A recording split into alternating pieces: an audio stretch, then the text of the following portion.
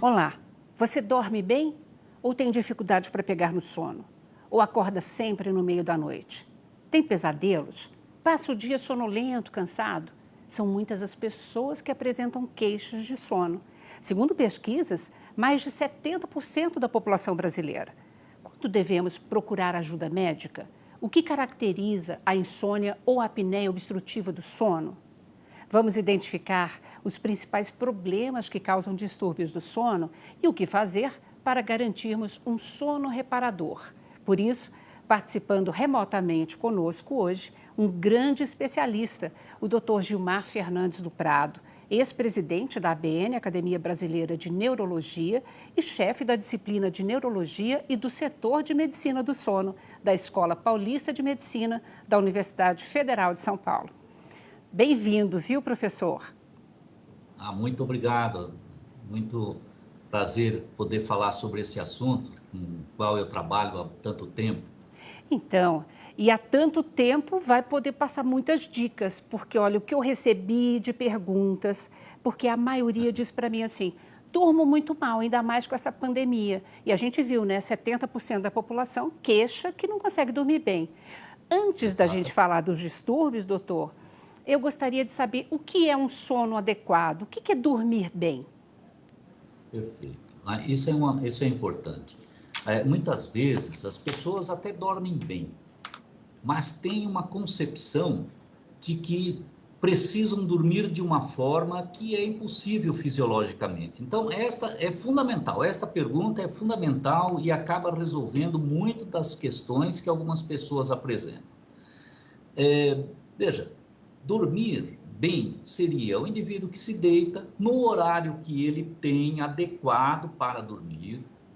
Isso é importante também. Alguém que tenha uma propensão a dormir 2 horas da madrugada e é um padrão dele de longa data, geralmente familiar, não adianta colocá-lo a dormir 9, 10 horas da noite, ele não vai conseguir dormir. Ele vai sofrer lá na cama. Então, isso é importante. Tem que se dar a oportunidade no momento correto do indivíduo dormir. Então, estes indivíduos que se deitam no horário adequado para ele dormir, ele deve demorar mais ou menos 15, 20 minutos e já pega no sono. E ele vai se levantar em torno, após cerca de 7, 9 horas após. Tá. Normalmente em torno de 7 horas, 8 horas, é a média, que as pessoas precisam dormir. Nesse período, Alina, é importante que o paciente saiba que ele vai ter despertares. Ele vai ter despertares para se movimentar, às vezes para se sentir um friozinho, cobrir, ou um calor, se descobrir, mudar de posição, porque às vezes a posição em que o indivíduo se encontra ali comprimindo aqueles músculos, começa a promover estímulos para despertar, ele desperta, muda de posição e tudo bem. Às vezes nesse despertar ele pode demorar um pouquinho ali para dormir, 5 minutos ou uma coisa assim, mas normalmente nem isso, ele volta a dormir logo. Este rigor, que às vezes algumas pessoas têm, falam, olha, não, eu tenho que deitar como se fosse um robô, eu vou lá, desligo, e no dia seguinte eu me ligo. Não é assim. Nós temos uma série de fenômenos noturnos, às vezes até para urinar, o indivíduo levanta, volta e cai na cama e dorme normalmente. Isto é dormir normalmente. Então, nós temos 3 estados de consciência normal. A nossa vigília, que nós estamos acordados, nos relacionando com o mundo, O estado de sono não REM e o estado de sono REM. O estado de sono não REM, nós estamos com o cérebro bastante inibido. Estão sendo processadas uma série de informações no cérebro relacionadas às nossas vivências do dia e principalmente fixando memória. Memórias, coisas que aprendemos, Lina.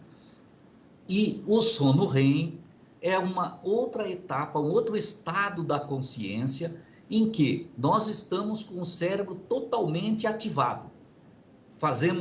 Pensamos, sonhamos, é algo que não tem uma sequência lógica adequada, mas nós vivenciamos ali emoções e neste período, há muita discussão do motivo pelo qual nós temos esse estado de consciência, mas ele tem alguns papéis, como, por exemplo, a consolidação de processos de memória motora. Então, você aprende, por exemplo, fazer um determinado movimento, ou digamos alguém que toca piano, né? Ou um cirurgião, ou uma costureira, né? Estes movimentos, eles são incorporados mais facilmente durante o sono REM. Além disso, né, tem outras funções que estariam associadas, né? Como, por exemplo, já ir ativando o cérebro para a nossa... para o despertar, para a vigília, para o dia a dia, né? Essas seriam, né, funções aí precípuas, né, relacionadas aí ao sono REM. Né? Ok. Agora, quanto tempo de sono REM que, em geral, um indivíduo tem que ter durante a noite? Olha, Aline, em torno de 20% do tempo total de sono. Então, sei lá, se ele dorme ali 10 horas, sei lá, 2 horas seria de sono REM, né, durante a noite. Ele não é tanto assim, né? A maior parte do sono é do sono não REM. A gente tinha até vamos dizer, uma preocupação de que o sono REM tivesse um papel, né, muito mais relevante para determinadas funções, que nós fomos descobrir que, na verdade, é do sono não REM, né, que é o que demora mais tempo. Tá. Embora estes papéis, né, relacionados ao sono REM sejam realmente importantes. Agora, quanto tempo, em geral, que uma pessoa leva em cada uma dessas etapas? E se ela não conseguir o tal desse sono REM? Prejudica no dia a dia depois, se isso acumula por várias noites ou não? Nós temos algumas situações, né, em que o sono, né, REM, não estando presente, pode levar a alterações emocionais, né, a estados mais associados a humor, distúrbios do humor ou coisa desse tipo. Agora, tem um aspecto interessante, é que o sono REM, de alguma maneira, né, em alguns pacientes que apresentam outras alterações, como dificuldades respiratórias, e principalmente as mulheres, tendem a apresentar uma comorbidade importante, que é a hipertensão arterial. Isso ainda não está esclarecido a razão, mas em estudo de uma grande quantidade de pacientes seguidos por longos anos, né, viu-se que mulheres com alteração, como a apneia obstrutiva do sono, que acontece predominantemente no sono REM, não a apneia que acontece em todos os outros, porque isso já está definido, mas para a mulher especificamente, onde a apneia ocorre durante o sono REM, a hipertensão arterial é um fator, é algo que desencadeia, né, que está associada a esse fenômeno. E todos sabemos que a hipertensão arterial tem um impacto muito grande na saúde, né, levando a problemas vasculares, cardíacos, cerebrais e assim por diante, né? Então, isso é algo relevante, que eu acho que vale a pena, né, as pessoas muitas vezes, né, saberem se tem esse tipo de problema aí no REM, né, específico. O senhor citou a apneia obstrutiva do sono. Dá para explicar o que é e como é que... Quando a gente tem que procurar uma ajuda médica, porque dizem que isso, você parar de respirar por muito tempo, pode ser extremamente prejudicial, né? Exatamente, Lina. Este é um aspecto importante, né? É uma das doenças mais prevalentes, né, vamos dizer, dos distúrbios de sono, é uma das mais prevalentes. A apneia obstrutiva do sono, o nome praticamente descreve o que significa, mas ela tem vamos dizer, uma concepção, uma dimensão muito maior do ponto de vista de saúde, né, do que simplesmente o nome diz. A passagem de ar, né, durante a respiração, ela é feita normalmente pelo nariz, né, passa pela garganta e desce pela traqueia e vai para os pulmões. Durante o sono, uma das funções do sono E aí eu também me lembro aqui novamente que estávamos falando do sono REM, e principalmente do sono REM, é termos um relaxamento do músculo, da musculatura. Nós ficamos completamente relaxados. Então, neste período, toda a musculatura, exceto aquelas que são essenciais, não sofre um relaxamento. E também essa musculatura aqui da garganta sofre esse relaxamento. Não tão grande quanto outros músculos, porque ela precisa funcionar durante a noite, enquanto nós dormimos, para poder respirar. O que acontece é que algumas pessoas, por várias razões, acabam tendo oclusão da passagem deste ar.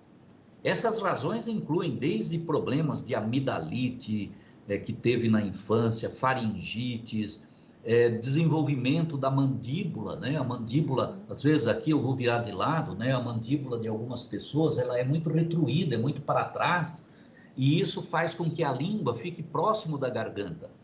Então, o que acontece é que durante a noite essas pessoas apresentam a oclusão da passagem do ar. O ar não passa. E ele fica um determinado período nessa condição, o seu oxigênio vai caindo, né? E o cérebro, a partir de um determinado tempo, que pode durar 10, 20, tem gente que 40 segundos, tem gente que até 1 minuto, parar a respiração. Você imagina, né? E isso faz com que o oxigênio caia muito, e nós temos mecanismos de alerta, né, que o cérebro promove para que o indivíduo desperte. Então, naquele momento, ele desperta e ele emite um ronco, né, que é importante até que, que as pessoas saibam, Lina, que a gente chama de ronco ressuscitador, que não é um ronco comum ali de... né, que as pessoas normalmente ouvem. É um ronco assim, ó. É um ronco em que ele parece que estava engasgado e volta a respirar. Então, isso caracteriza fundamentalmente, do ponto de vista clínico, assim, a fenomenologia da apneia obstrutiva do sono. Tá. Obviamente que há uma série de outras coisas que talvez você queira me perguntar e que a gente pode conversar a respeito dessa doença. Vou querer perguntar sim, mas logo depois do intervalo. Tá bom, professor? Só um momentinho. E você não sai daí, a gente volta já já.